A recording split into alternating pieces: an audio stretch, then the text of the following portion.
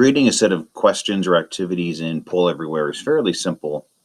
First, you want to go to the site, and when you arrive, you will need to create an account, especially if you want to keep your question sets for future use.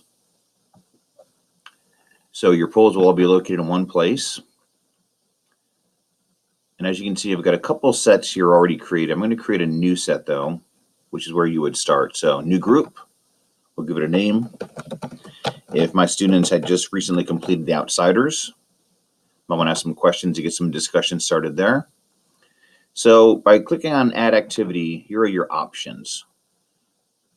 Most popular here, a few more below. So let's start with multiple choice. I might ask, should the Outsiders be rewritten for a modern audience? Some readers have complained that it's not, really coherent at some points, that it's difficult to read aloud. Should it be rewritten, or was it intentionally written for that purpose? And of course, spelling is not to be ignored.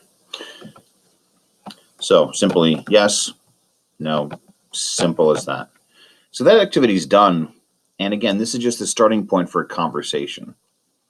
If I hit create, it'll take me immediately to the activity, and I can launch it from this point. It'll come up as the slide, and as soon as I click on full screen, it is a live document. Here's the access up here.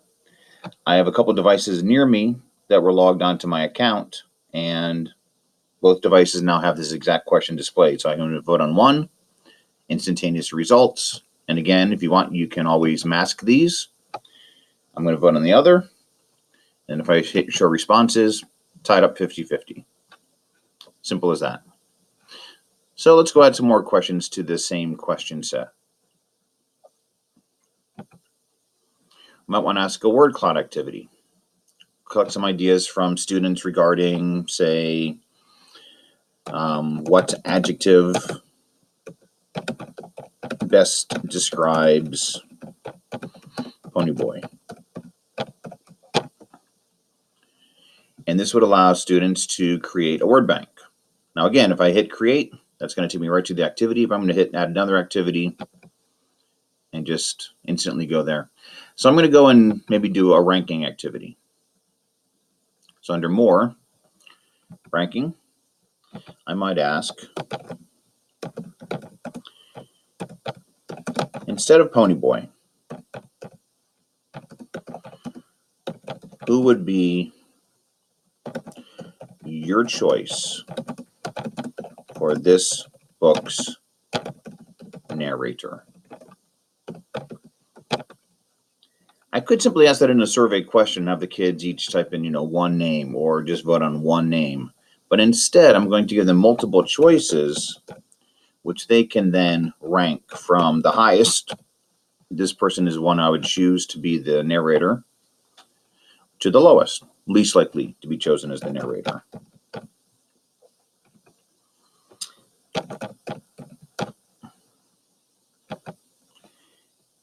And let's get maybe 2-bit in there for some comedy relief.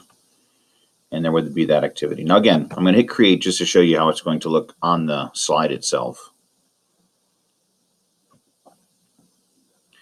So on the slide itself, there are the names. And if I go full screen, it's active. But just to show you what the student view looks like, if I click over here to a student view, here are the names. Once I click on one of them, I can now vote it down, vote it up, and only when I'm satisfied that this is the order that I want, I would hit submit response. And then back on the main screen, there's our first vote. Now the next student to vote in, if we go full screen, might change the look. Yep, change the look a little bit. Next student vote in, might change the look again. So as students vote in, the ranking does change. And once you're all set, you are set. That's it.